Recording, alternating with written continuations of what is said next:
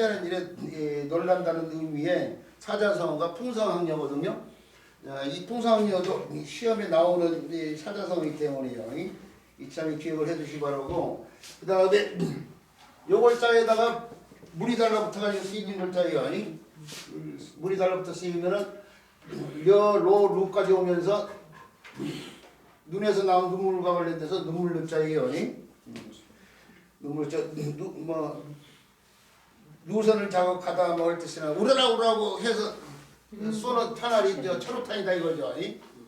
뭐 할 때 쓰는 눈물이 나오게끔 하는 체류탄을 때 쓰는 거죠. 그럴 때 쓰이는 거죠. 체류 영화 눈물이 나오라 해서 만든 영화를 체류 영화라고 하잖아. 뭐 그럴 때 쓰는 문자다 이거예요. 자 이렇게 해서 지게옷자와 관련된 설명도 간단히 마치기로 하고 그 다음에 병합자를 갖다 설명드리는데요. 이게 벼라고 했지만 벽과를 갖다가 다 통칭하는 벽과의 공부를 갖다 통칭하는 거예요. 우리가 사실은 저 한자에서 벼를 뜻하는 글자는 벼도자예요. 벼도자. 벼도자가 우리가 알고 있는 맵쌀, 찹쌀의 그 쌀을 생각하는 벼를 나타내는 글자가 바로 이 글자고 이것은 벽과의 모든 공물을 뜻하는데 그게 대표가 벼니까 벼라고 붙여서 이루어진 글자예요. 벼, 화자. 그래서 벽과의 공물을 한자로 뭐냐면 화분과라고 해요. 화분과. 화분과 식물. 자, 글자에 쓰이는 글자인데 이 화분과 식물들이 자라면 대개 이삭을 늘어뜨려요. 밀이나 보리는 반듯하지만 이렇게 이삭품을 늘어뜨리고 가지 늘어지고 이렇게 뿌리가 있는 형태를 갖다 표현했어요.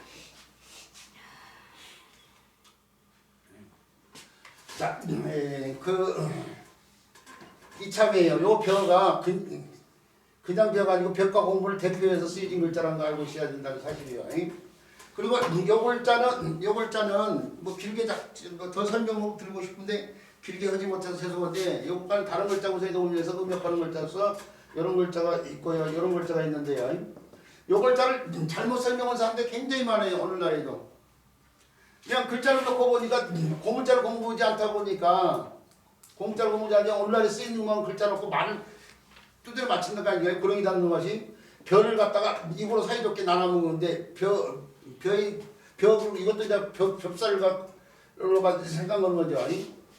벼 같은 공물의 알갱이를 서로 입으로 사이좋게 나눠먹는다고 하는데 사실은 이 글자의 본자는 이렇게 썼어요. 옛날에. 이렇게 썼거든요. 여기에 요 글자가 부숫자 가운데 횟수가 가장 많은 17개의 피리약자인데 원래는 옛날 글자를 보면 이렇게 피리를 갖다가 묶어놓은 형태에서 나온 거예요. 피리를 갖다가 그리고 아래 이 글자를 이렇게 표현된 글자를 아래로 돌려서 이 아래를 향한 입으로 표현해서 피리를 입으로 부르니까 입으로 피리를 부는 모양에서 나오는 글자가 피리약자인데 이게 부숫자 가운데 횟수가 가장 많은 17개라고 했잖아요. 사람들이 쓰는데 피나올 치니까 17억을 못 쓰냐 이거예요. 자, 요거 입구자로만 바꿨어요. 그래서 오늘날 요걸 갖다가 어떻게 해요? 입으로 이렇게 바꿔서 이렇게 쓰고 그걸 다시 바꿔서 이렇게 쓰고 있는데 이게 피리 소리가 조화를 이루는데 화음이 잘 이루어진다. 음악과 관련되어 있기 때문에 화음이 잘 이루어진다 할 때 화자가 바로 이 글자예요. 우리가 저 서양신 분들이 집안의 평화를 위해서 가화 만졌을 때 가화를 갖다가 이렇게 쓴단 말이에요. 이렇게 쓴 사람도 있어요. 가와 만져서 일부러 옛날 글자를 써서 그때 쓰이는 글자라는 거예요. 근데 어디 가서 이걸 보고 이걸 모르면 안 될 거 아니에요. 이 글자의 고자다 이거예요. 고자. 원래는 이렇게 써야 될 글자예요. 그러면 이거 입으로 사이 이렇게 나눠먹는 글자가 아니라는 걸 알 수 있어요. 피리 소리가 서로 조화를 이루는 거야. 음악 소리가 조화를 이루는 거예요. 그래서 음악 소리가 조화를 이룰 때 화음이 잘 이루어진다 할 때 쓰는 화자였던 거예요. 그런데 글자가 복잡하니까 입구자로 바꾸고 그걸 앞뒤로 옛날 전후자가 구분이 없었어요. 좌우를 갖다 바꿔서 쓴 것뿐이에요. 지금 오늘날. 그 다음에 요 글자는 벼가자가 과로 바뀌면서요. 이게 국이 원래 말루라고 오는 때 국이에서 나왔어요. 국이라는 용기와 관련되어 있어요. 곡물 같은 걸 대는 술 같은 걸 대는 용기와 관련돼서 이루어진 글자인데 그걸로 조목조목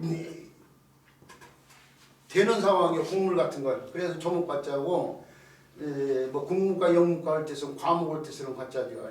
자, 이거 두 글자가 요 글자에다가 다시 벌레 글자를 갖다가 붙이면은 올챙이 과자인데 옛날에 글자들이 과도문자라는 거 있어요. 문자에 대해서 좀 관심 갖고 있으신 분들은 들어본 말인데 과도문 둘자도 올챙이 둘자죠. 과도문자 할 때의 과자인데 그 한자 이렇게 쓰지 않고 이게 올챙이처럼 이렇게 올챙이 대가리처럼 이렇게 해가지고 이렇게 쓰는 거예요. 열시도 같은 이렇게 해서 색깔을 이렇게 올챙이 대가리처럼 이렇게 해가지고 꼬불탕꼬불탕 이런 걸 과도문자라고 그래요. 자, 그 올챙이 과자까지도 기억해 주시기 바라고요. 그 다음에 불화자예요. 불화자는 불이 일정한 형태는 없잖아요. 일정한 형태는 없지만 일반적인 형태는 있어요. 왜 그러냐면 불길이 타오를 때 보면 가운데는 크게 타오르고 주변을 약하게 타오르니까 불덩이 밑에 불덩이 되면 서로 연결돼 있고요. 그러니까 이걸 갖다가 문자로 나타내기 위해서 이렇게 이런 식으로 표현했던 거죠. 이렇게요. 그것이 이제 선으로 바뀌면서 어떻게 돼요? 이걸 두 선으로 표현하고 이걸 띄워서 표현하면서 오늘날의 불화자가 되겠습니다. 불화자가 이루어졌고 이 불화자가 다른 글자가 합쳐서 이렇게요. 이게 세모에서 나온 글자 세 줄자가 이렇게 있고 이렇게 쓰면은 위에서 아래로 길어져요. 그러다 보니까 이 폭을 갖다 줄이기 위해서 어떻게 돼요? 이 점으로만 표현해. 이 선으로 표현된 요 불화자의 선으로 표현된 요걸 갖다 점으로만 표현한다니까요. 그래서 다른 글자를 줄 때는 왼점, 다른 건 오른점, 사실은 서예를 쓴다고 치면은 하나만 왼점이고 다른 다 오른점이에요. 이렇게 해서 이게 사역의 글자를 갖다 점으로만 표현해서 이렇게 쓰는데 이게 화자가 변화된 글자이고요. 점으로 연결되기 때문에 연결된 뜻으로 쓰면서 글자에서 밑에 쓰면 명칭을 뭐라고 불러요? 발이라고 부르죠. 그래서 연화발이에요. 연화발. 자, 그런데 이 글자는 다른 글자 구성에 도우면서 음역 글자가 없기 때문에요. 이 글자 자체만 기억하시고 이 글자가 달라붙으면 다 불과 관련됐다는 사실이에요. 굳이 설명 안 드려도 아실 거고요. 그 다음에 배워야 될 글자예요. 그 다음에 배워야 될 글자는 누를 황자예요.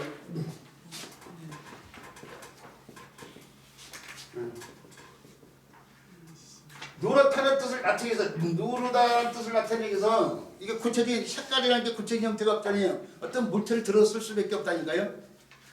어떤 물체를 들어서 써야 되는데 설문에서는 이걸 이렇게 설문에서는 이 글자를 이렇게 표현해 놨어요. 이렇게요.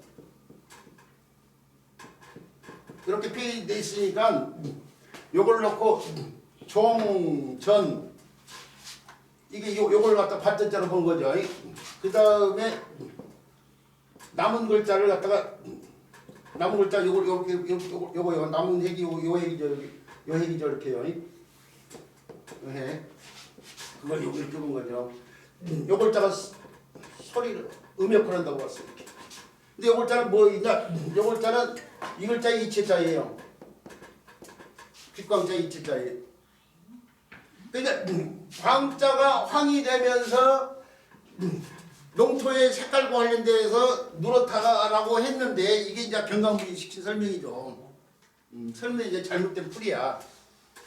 잘못된 풀이고 그럼 이걸 뭘 나타냈냐? 제가 봤을 때는 이 글자에서 분화된 나온 글자가 바로 이 글자인데 이게 폐옥황이라는 글자예요. 폐옥황.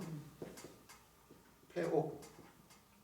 황이라는 글자인데 폐옥이 뭐냐면 찰폐자에다가 구슬옥자인데 이 옥이라는 것이 양의 기운을 전기를 담고 있는 것이기 때문에 옛날 사람들은 이걸 몸에 지니고 있으면 건강하고 오래 산다고 봤어요.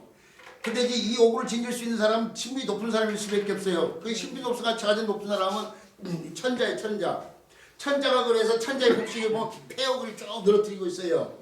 폐옥을 우리 중국 사극 같은 데 보면은 뭐 항우나 뭐 유방 이런 사람들이 딱 의식행 같은 거 행할 때 복식을 보면 폐옥을 이렇게 차고 늘어뜨리고 있단 말이에요. 그리고 황제의 색깔은 누런 색깔이요. 중심이 되는 색깔 누런. 그래서 누런 폐옥을 찾단 말이에요. 그 누런 폐옥의 형태에서 나왔다고 하는 글자예요. 누런. 이 고문자를 보면은 이렇게 해가지고 뭐 그거다가 이렇게 이렇게 돼 있기도 이런 형태로 돼 있기도 하고 또는 그냥 이런 형태로 돼 있기도 하고 뭐 하는데 이런 형태로 돼 있기도 한데 이게 폐옥을 갖다가 이거 동그란 거 폐옥이야 이게 폐옥.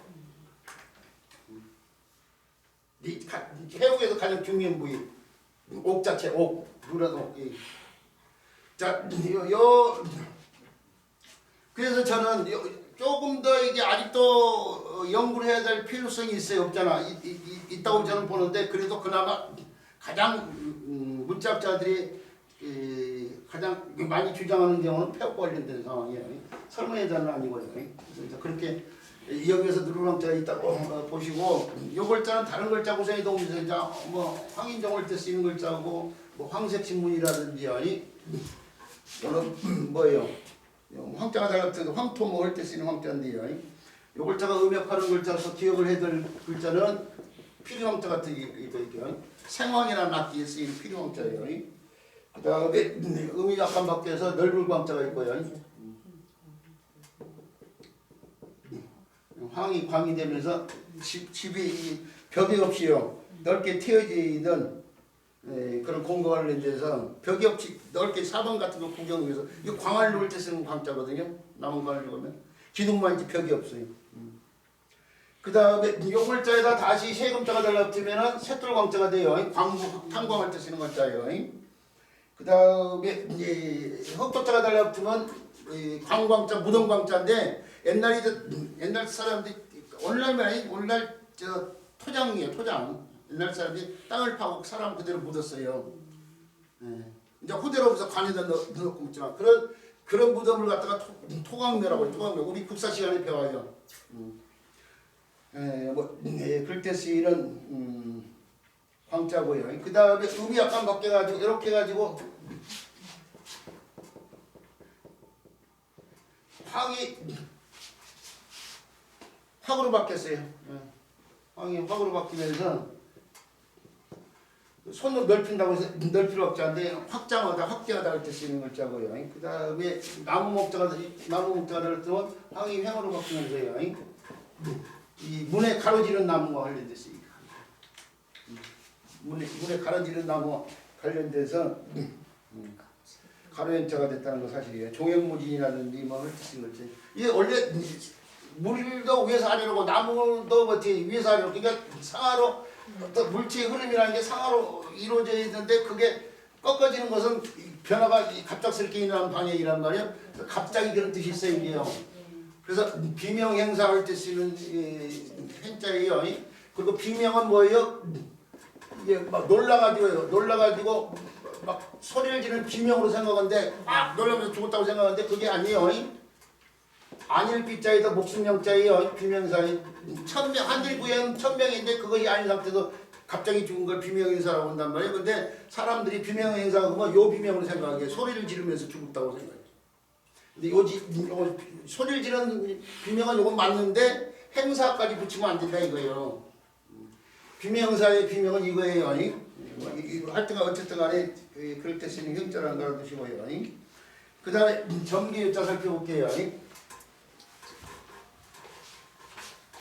점계라는 것은 점을 칠 때에 기륭을 드러내는 그런 괴를 갖다가 점계라고 하는데 그때 점을 치는 여러 가지 방법이 있지만 옛날 사람들이 시초라든지 상가지 같은 걸 이용해가지고 풀주기, 시초는 다른 거 없어요. 풀주기라고 생각하면 돼요. 그 다음에 산초는 뭐 나뭇가지 같은 걸 이용하죠. 그걸 보고 점을 쳤는데 그 상가지나 시초 같은 것이 엇걸린 형태로만 이렇게 표현했어요. 이게. 그런 걸 보고 점계를 갖다가 판단하는 거죠. 그래서 이게 거기서 나올 때 점계 효자고 요 글자가 이 점계란 뜻으로 쓰이지만 요 글자가 쓰여지는 유일하게 익히 쓰이는 어이가 오늘날 뭐냐면 수요라는 말이에요. 수요가 몇 개야 할 때 쓰이는 효자인데 이게 조금 전에 시초나 상가지가 바로 점을 칠 때도 사용했지만 수를 헤아릴 때도 썼어요. 그래서 수요라는 말에도 쓰인단 말이에요. 수요라는 말에도 쓰이는데 옛날 사람들이 살면요 대접받는 사람은 벼슬길을 나가야 돼. 선비가 돼야 돼. 선비가 합쳐야 될 6개가 있어요. 옛날 사람들이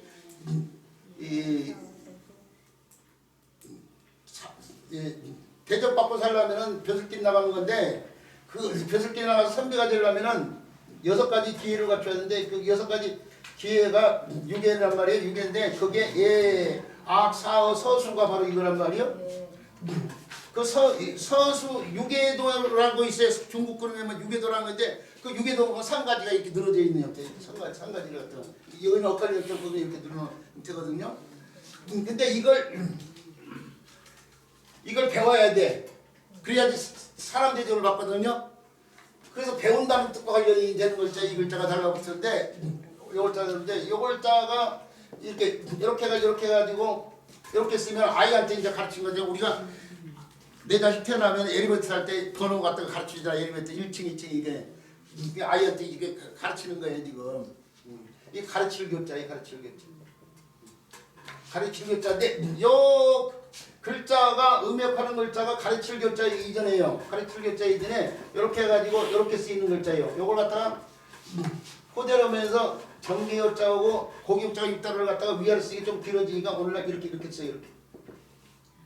이렇게 쓰는데 요 글자가 효자가 음역하면서 고기육자가 달라붙어가지고 고기가 좋은 안주란 말이에요. 동물선담 밑줄이 그 안주요자인데 이게 옥반가요 올 때 쓴 글자예요. 금준미지는 천일이요 옥반가요 만성고라 뭐 이런 말에 좋은 안주를 뜻하는 말이죠. 그리고 요 글자에다 물이 달라붙으면은 이렇게 해가지고 이렇게 쓰면은 물에 여러 가지가 섞인다 이거예요. 그래서 섞일 효자인데 좋은 것과 나쁜 것이 섞여가지고 섞여버린 상황을 갖다가 뜻하는 말이 옥석혼효가 있어요. 옥석혼효. 그것도 사자성어로 알아두고 있어야 돼요. 그때 쓰이는 옥석혼효의 효자가 바로 이 효자고요. 좋고 나쁨이 없어져 버린 거예요. 좋은과 나쁜 것이 섞여가지고.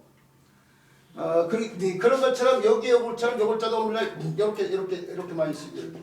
가르치는 교자인데 이 가르치는 이 눈과 죄송합니다. 배울 교자도구나. 배울 교자죠. 가르치는 배우는 일은 누군가 가르쳐야 돼. 그래서 가르치는 것은 여기다가 다시 책짓을 갖다가 손에 들고 있는 책짓이 달라붙어야 돼요. 이게 잘 쓰이는 글자가 아니라 제가 배우는 것과 가르치는 이것도 그러니까 사실은 가르치다는 뜻이 있는 글자예요. 근데 이제 그 가운데 배우다는 뜻으로 쓰이고 가르치는 교자는 손에 책치기를 들고 있는 형태가 덧붙여가지고 이렇게 쓰이는데 이 글자에서도 이 글자가 글자 구성에 도움돼서 음역하고 있는 상황이에요. 그리고 요 글자의 뜻이 이게요. 가르치다의 뜻이 반대가 이 배울 글자죠. 요 글자보다 오늘날 무슨 자를 더 많이 쓰냐면 요 글자를 쓰죠. 이거요. 배울학자를 더 많이 쓰냐요. 이거 배울 글자보다는 배울학자를 더 많이 쓰잖아요. 근데 요건 교고 요것도 교니까 서로 음의 변화가 없으니까 서로 연관성 있다면 금방 느낄 수 있는데 요것과 요것은 교가 하기니까 사이가 관계가 없다고 생각하는데 이것도 사실 이것과 관련이 있어요. 이걸 그대로 이것과 이것이 서로 유기적인 관계를 맺고 있다는 걸 증명한 책을 제가 본 적이 없어요. 국내에 나온 책들 물론 다른 사람 책들 잘 보지도 않지만 근데 그래도 예전에 여러 자료를 들여다보면서 뭐 대학교 교수들 이런 분들이 쓴 책에도 그렇게 설명한 걸 본 적이 있는데 저는 이 글자하고 이 글자가 의미에 서로 일정한 관련이 있다고 보는데 이유가 있어요. 요 글자에다가 다시 요 글자예요. 손에 책체 달고 요 글자를 변형시키는데 이렇게 해가지고요. 이렇게 쓰면은 내내 요 글자랑 요 글자랑 같거든요. 교 대신에 여기서처럼 효로 쓰여요. 그렇죠. 우리가 교학상장이 아니고 효학상장이었어. 우리가 가르치는 것은 어떻게 돼요? 가르치려면 내가 연구해야니까 나한테 도움이 되고 배우는 사람도 모르는 걸 아니까 도움이 되는 상황이죠. 그러니까 가르치는 일과 배우는 일이 서로 도움이 되는 상황이다 이거예요. 그게 효학상장이고 오늘날 효자를 잘 안 쓰니까 이 가르칠 효자를 잘 안 쓰니까 배울학자를 써서 효학상장이라고 교학상장이라고도 많이 얘기하는데 어쨌든 그렇죠. 효학이라고 있지 오늘날 교학으로 바꿔서 오고 있는 거예요 지금. 근데 요 글자가 여기서 효가 된 상황이지만 그것뿐만 아니라 이렇게 해가지고 볼견자 합쳐지는 글자. 근데 이 볼견자 맞다니가 할 때 이걸 설명했어. 오늘 배울 때 날살자에 요 글자 설명해가지고 선변자에다 요걸자 생략하고 날생자 집어인 것처럼 그래서 요걸자를 생략한 대신 이게 들어간 거예요. 그리고 보세요. 이거 아이 자자가 사람이잖아요. 여기에 요걸자도 사람이잖아요. 지금 볼게자도 사람이 눈만 더 들어가 있잖아 지금. 내내 여기 사람이 여기 사람이에요 지금. 그러니까 이걸자로 대치돼서 상관이 없는 상황이잖아요 지금. 자 그런데 그래서 나온 글자가 바로 이걸자 아니에요? 아니 요걸자 아니에요? 요걸자인데 이게 학이고 이건 각이에요 지금. 깨달을 각자. 보고 깨닫는 거죠. 그런데 이 깨달을 각자가 다시 손이 달라붙으면은 어디로 결자로 다시 들어와. 요 결자로. 그러니까 음의 상관관계를 보면은 저하고 서로 관련이 있다는 것이 드러나요. 음의 상관관계를 보면은. 그래서 비록 여기 고고 여기 학이지만은 이게 서로 음이 밀접한 관련이 있는데 오늘날 그 음의 변화를 갖다가요. 서로 관련이 있는 걸 갖다가 미처 깨닫지 못한 사람들이 서로 이 연관성을 갖다가 짚어서 얘기를 못하고 있는 거예요 지금. 근데 저는 이런 모든 글자 봤을 때에 서로 밀접한 관련이 있다는 걸 얘기 드리고요. 그 다음에 배워야 될 글자예요. 그 다음에 배워야 될 글자는 검으로자인데 검다는 뜻이요. 검다는 뜻이 색깔 관련이 돼 있잖아요. 검다는 뜻이 이 색깔은 구체적인 형태가 없기 때문에 검다는 뜻과 관련된 어떤 밀접한 물체를 들어서 설명할 수밖에 없는데 우리 앞에서 거물연자 오늘 배웠잖아요. 거물연자가 작은 실타래가 있고 실끝머리가 있고 거기에 매듭된 형태에서 점이 선으로 바뀌면서 오늘날 글자로 정의화됐다고 했는데 이것이 검다는 뜻이지만은 사실은 이게 완전히 검은 색깔이 아니에요. 검은빛이 도는 색깔이에요. 그러니까 그걸 알게 게 현미 같은 거잖아요. 현미가 검은 쌀이 아니고 검은빛이 도는 쌀을 말한단 말이에요. 백미에 비해서 검은빛이 돈다고 해서 이게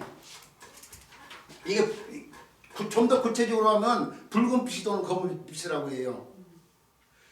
그 다음에 누름빛이 띄는 그러니까 흑황색이죠. 흑황색. 이건 흑적색이고 흑황색을 나타낸 글자는 바로 이 글자예요. 이 글자, 거물금자. 우리 선생님이 한 분이 이 검다는 뜻이 이 글자에 온과 관련됐다고 했는데 사실은 이 글자가 만들어지려면 거물금자가 있어야 되고 이재금자가 있어야 하는데 이재금자가 검이 된 것이지 이재금자가 관련이 돼 있지 검자의 우리말의 검과는 상관이 없어요. 이게 형성자고 사실은 거물금자가 먼저 만들어졌으니까 그러면 이 글자를 거물검자라고 해야 되는 상황이죠. 사실은 왜 이 글자를 들어서 검다고 연결시켜요?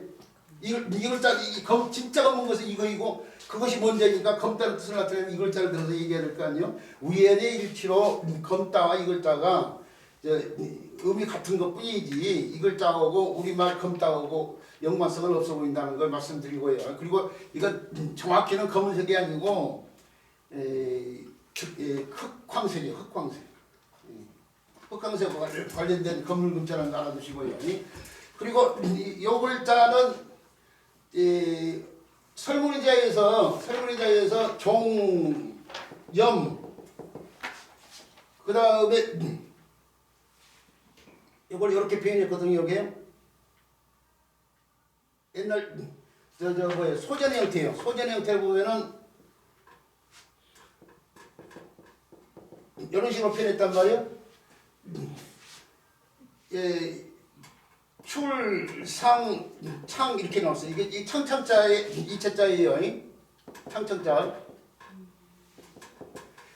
이게 불꽃의 뜻을 따라오고 그리고 그 나온다 이제 그걸로부터 불길이 위로 나오는데 이게 창통에서 근데 이걸 설문에 열문 사람들은 이게 굴뚝이라고 이제 창이라고 하지 않고 굴뚝이라고 하는데 이거 이 창창자예요. 네, 창창자인데 그래서 불꽃으로 봤는데 이게 옛날 불꽃 역자가 맡아면 이게 떨어져 있어야 되는데 고물자를 보면 이렇게 표현됐어요. 이렇게요.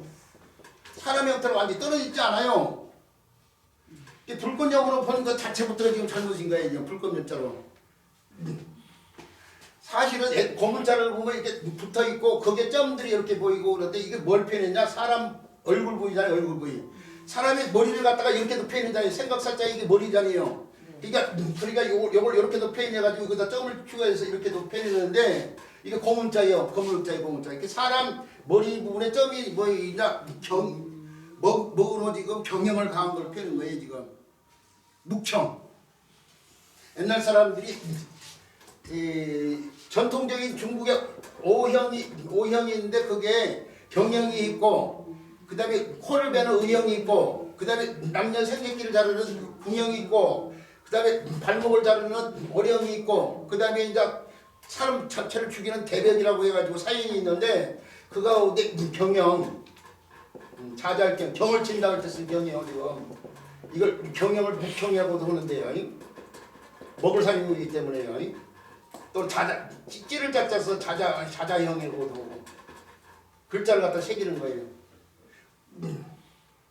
저 우리 추노라는 옛날 드라마가 있었는데 거기에 노비들이 도망가니까 글자마다가 얼굴에다가 노인호자 새기고 개종비자 새기고 그랬잖아요. 그런 것이 경영을 간 거예요 지금.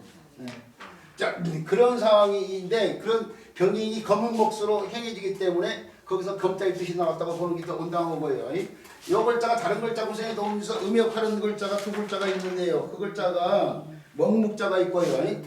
먹묵자가 있고 흑인데 이게 먹을 사실은 저 끄스림이 많이 나면 송진이 많은 소나무 같은 걸 태우면 아궁이에 이 끄스림이 생겨. 그 끄스름을 긁어내가지고 아교하고 섞어가지고 말린 거이 먹이라고 생각하시면 돼요. 근데 이제 그 끄스름은 흙으로 봤기 때문에 흙두자를 붙인 거죠. 그 다음에 잠잠할 묵자가 거예요. 이 훌륭한 개는 함부로 짓지 않는 속담이 있거든요. 그런 개죠. 이게 그냥 결정적인 순간까지 겁이 많은 개가 막 지새되는 거야. 개가 조용한 상황 관련돼서 이게 잠잠할 묵자예요. 잠잠할 묵자. 침묵을 때 쓰는 묵자예요. 자, 이런 글자 구성에 도움돼서 음역한다는 사실 알기 바라고 그 다음에 마지막 글자가 바로 하프문자예요. 하프문자. 자, 사람이 있고 이게 그림이 아니고 문자이다 보니까 입을 크게 이렇게만 표현했습니다. 그 형태에서 큰 입이 일부가 생략이 되면서 사람을 그대로 표현하면서 그것이 정형화돼서 오늘 하품문자가 되는데 이 하품은 몸에 산소가 부족할 때 생겨요. 이 산소가 부족할 때 생기기 때문에 이게 하품이랄 때도 부족하다 이 뜻이 있어요. 부족. 그래서 어떤 물체가 있을 때 사고 같은 게 있을 때 이게 부족한 부분이 생기면 이게 흠집이 생겼다고 할 때 쓰는 흠이 바로 이거예요. 결흠, 흠결 뭐 할 때 쓰는 흠자예요. 그런데 요 글자가 다른 글자 구성에 도움을 주면서 글자 뜻에 영향을 줄 때는 뜻에 영향을 줄 때는 하품이라는 게 입을 크게 벌려서 이런 동작 관리잖아요. 그래서 입을 크게 벌려서 노래를 부르는 노래 같자라든지 또 입을 크게 벌려서 마신다는 뜻의 마시는 자라든지 또는 입을 크게 벌려서 분다는 뜻의 불치자라든지 입을 크게 벌려서 불뗀다 불뗄 치자라든지 이 입을 크게 벌린 동작 관련돼서 입을 크게 벌려서 기뻐한다 이거예요. 기뻐한다. 누군가 왔는데 입을 꾹 다물고 있으면 저 사람 나를 환영하고 있는 것이 아닌가 모르잖아요. 입을 크게 벌려서 막 반갑게 맞아주는 거죠. 그 기쁨 한자 같은데 이런 데에서 그러니까 이런 글자도 있네요. 이런 글자 속일 기자 묵뚝뚝한 사기꾼 없다고 하잖아요. 막 과장을 해야 상대를 속일 수 있어. 그래서 입을 크게 벌려서 기능인데 상대를 속이는 거예요.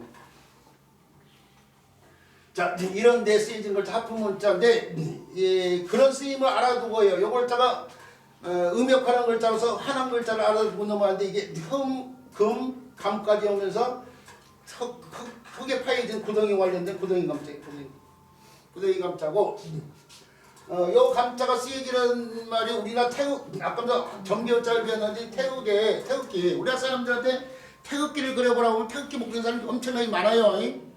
우리 선생님도 지금 태극기 그려보세요. 그런데 얼마나 대충 그려보세요. 대충 우리가 실질적으로 태극기를 그려보라면 10명 가운데 대학생들 붙잡고 10명 가운데 한두 명이나 맞춘대요. 여기 우리가 건곤감리 이렇게 흔히 태극기 사계를 건곤감리라고 하는데 그게 감계가 바로 이건데 감계가 어디 놓이냐면 바로 여기 놓여요. 여기 놓이는데 그 감계가 뭘 상징하냐면 건계는 하늘을 상징하고 공계는 땅을 상징하고 감계는 뭘 상징해요? 그렇죠. 물을 상징하고 리는 뭐예요? 리계는 불이에요. 불. 그러니까 옛날에 저 용인의 저 놀이 시설에 갔더니 이거 엉터리로 설명해 놓은 걸 본 적이 있어. 아주 옛날 엉터리로 설명해 놓은 걸 본 적이 있는데 나중에 이제 고쳤을 거예요 누가 얘기고. 이 감개가 여기 들어가는데 물인데요. 물이 우리 저 한자로서 고문자에 물을 이렇게 빼는 이렇게요. 이거 똑같아.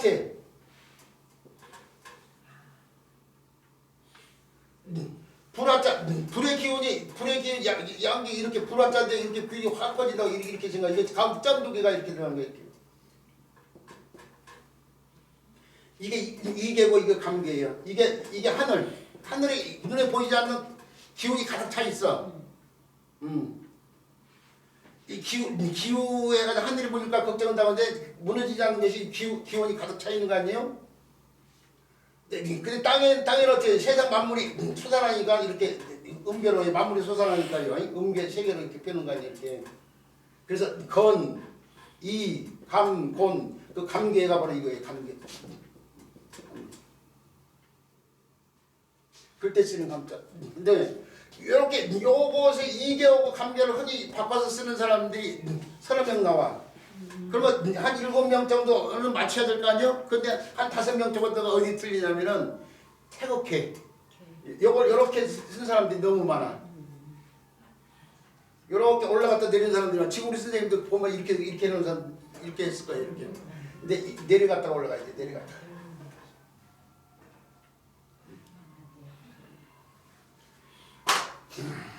자, 이런 거, 그러니까 이 감기에 의해서 태극기 같은 것도 한 번 정도 교육시켜볼 필요가 있는 거예요.